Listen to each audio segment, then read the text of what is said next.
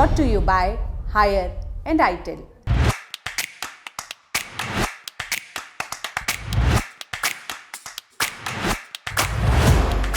England के Hampshire में मौजूद एक कब्रिस्तान साउथ वेब सेमेट्री। कब्रिस्तान में एक कब्र पर लगी एक तख्ती जिस पर लिखा है विलियम ब्लंडन की पत्नी मिसेस ब्लंडन, जिन्हें जुलाई 1674 में इस कब्रिस्तान में जिंदा दफना दिया गया था। आगे बताया जाता है कि इस लापरवाही के लिए संसद ने पूरे कस्बे पर जुर्माना भी लगाया था, पर यह लापरवाही हुई कैसे? कहानी ये चलती है कि मिसेस ब्लंडन के पति विलियम माल्ट का काम करते थे, यानी शराब वगैरह में इस्तेमाल किए जाने वाले जौ को उगाने का काम। विलियम बाबू ब्रांडी के भी काफ़ी शौकीन थे, लेकिन एक रोज़ इनकी गैर मौजूदगी में मिसेस ब्लंडन ने ब्रांडी से अलग ही नशे कर लिए।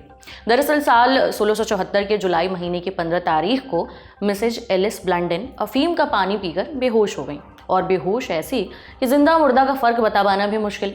ऐसे में बुलाए गए डॉक्टर साहब। वो आए, साथ लाए एक शीशे को मिसेस ब्लंडन की नाक और मुंह के पास लगाकर रखा, ये देखने के लिए कि वो जिंदा है या नहीं।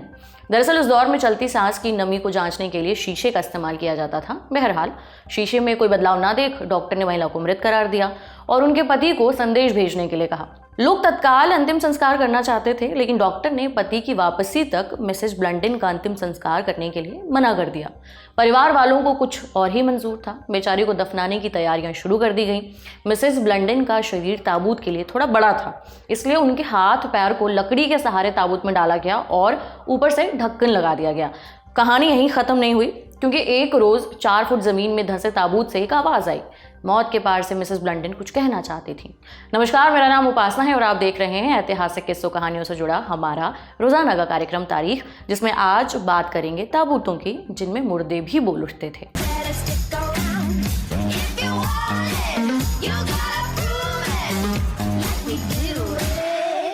विलियम ब्लंडन से ही कहानी का सिर आगे बढ़ाते हैं। अंतिम संस्कार की रस्में खत्म हो चुकी थी। साउथ वेव कब्रगाह में मिसेस ब्लंडन का ताबूत जमीन के कई फुट नीचे था।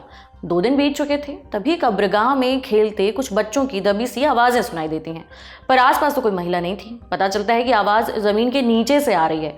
दबी चीखें और आवाज़ सुनकर बच्चे डरे सहमे से भाग जाते हैं। कई लोगों को ये पूरी कहानी लगती है, लेकिन कोई उनकी बात नहीं मानता। यहाँ तक कि हेडमास्टर झूठ बोलने के लिए उनकी क्लास भी लगा देते हैं। हालांकि उसी रोज़ हेडमास्टर कब्र के पास जाते हैं ताकि खुद मामले की तह तक पहुंच सकें। हेडमास्टर को भी महिला की मदद की गुहार सुनाई देती है, पर बिना घर वालों और अधिकारियों की इजाज़त के कब्र को फिर से खोदा नहीं जा सकता था। फिर अगले दिन सभी औपचारिकताओं के बाद ताबूत खोदा गया। ढक्कन खुला तो देखा खून से लथपथ मिसेस ब्लंडन का शरीर ताबूत में ठूंसा हुआ था। पता चल रहा था कि ताबूत से बाहर आने की खूब कोशिश की गई थी। मिसेस ब्लंडन को जिंदा ही दफना दिया गया था। खैर, अब क्या ही किया जा सकता था। वक्त पर उन्हें बचाया ना जा सका, इसलिए उन्हें फिर से दफना दिया गया। हालांकि अब की बार कब्र की निगरानी के लिए एक गार्ड भी रखा गया ताकि वो रात भर निगरानी रख सके। मिसेस ब्लंडन शायद दोबारा लौटना चाहती थी, लेकिन उस रात मौसम और गार्ड को ये मंजूर ना था। ठंडी रात में गार्ड कब्र को छोड़कर पास के एक पब में चला गया। अगली सुबह कब्र को एक बार फिर खोला गया ताकि लोग तसल्ली कर सकें, और पता चला कि ब्लंडन एक बार फिर नींद से जागी थी।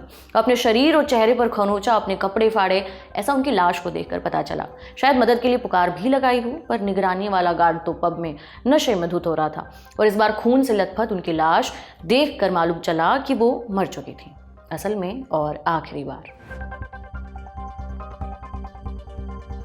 एक कहानी फिलोसोफर जॉन डुन्स स्कॉट्स की भी चलती है। 14वीं शताब्दी में उनकी कब्र को खोला गया तो उनकी लाश ताबूत के कुछ बाहर मिली, जैसे खुद को बचाने की कोशिश की गई हो। ऐसे कई मामलों का जिक्र किस्से कहानियों में सुनने को मिलता है। दरअसल ये बात है 18वीं-19वीं शताब्दी के बीच की। कॉलेरा महामारी का दौर था।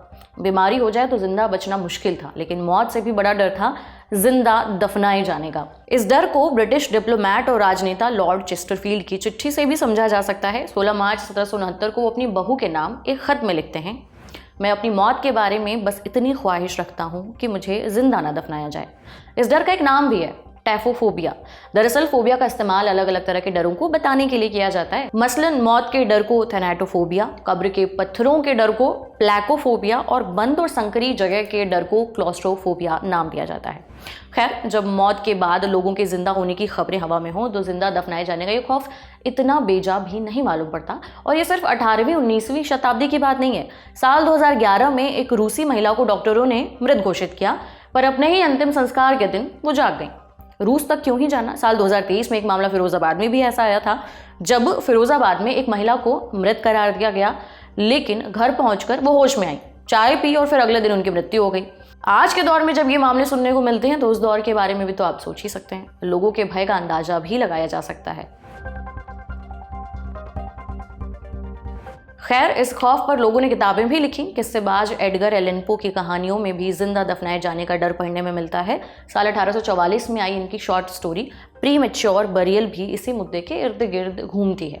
होता यह है कि कहानी में एक शख्स को कैटेलेप्सी जैसी बीमारी का डर रहता है, जिसमें मौत जैसे लक्षण दिख सकते हैं, मसलन लाश जैसा शरीर अकड़ा हुआ रहना।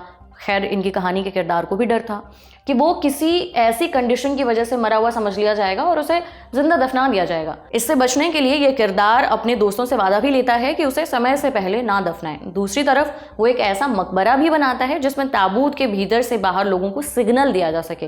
पो इस ताबूत के बारे में जिक्र करते हैं, एक लंबे लेवर पर हल्का सा दबाव डालते ही स्प्रिंग की मदद से लोहे का पोर्टल खुल जाएगा। ताबूत के भीतर हवा और पानी पहुंचने का भी इंतजाम है, इसमें गद्दे भी लगाए गए हैं, साथ ही तापमान गर्म रखने का भी इंतजाम है। किसी बैंक की तिजोरी के दरवाजे की तर्ज में एक लिवर जिस पर हल्की सी हरकत से आज़ादी का रास्ता निकलता है। इन सब के अलावा कब्र के बाहर रस्सी के सहारे एक घंटी भी बांधी गई है जो मृतक के हाथ से जुड़ी हुई रहे। हालांकि ये तो कहानी थी, पर जहाँ धुआं होता है वहाँ आग होनी भी लाजमी है। कब्र में जिंदा दफनाए जाने की कहानियाँ थीं तो ऐसे ताबूतों की ज़रूरत भी महसूस हुई, जिसका जिक्र पो करते हैं।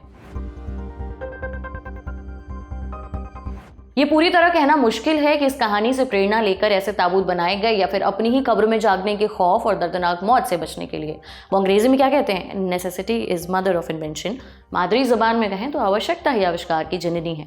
इस अलग या अजीब आवश्यकता के चलते ही कई आविष्कार भी किए गए और यही ताबूत में घंटी बांधने की जरूरत निकली।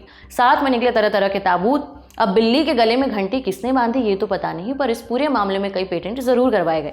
मसलन पेटेंट नंबर 81,437 25 अगस्त साल 1868 फ्रांज वेस्टर ने एक नया किस्म का ताबूत बनाया जिसमें कई तरह के फीचर्स थे, जैसे कि हवा आने का रास्ता, एक सीढ़ी और एक घंटी, ताकि अगर कोई शख्स जिंदा दफनाया जाए और वो सीढ़ी चढ़ने की हालत में ना हो तो वो घंटी बजाकर खुद को बचा सके। इसके अलावा और भी ताबूतों का मॉडल बनाया गया। एक था पेटेंट नंबर 2,68,693 जो जारी किया गया था 5 दिसंबर 1882 को। इसे बनाया था जॉन क्रिचबम नाम के शख्स ने। इसे नाम दिया गया device for indicating live in buried person. बेजा अनुवाद करें तो कह सकते हैं कि दफनाए गए शख्स में जिंदगी का सूचक।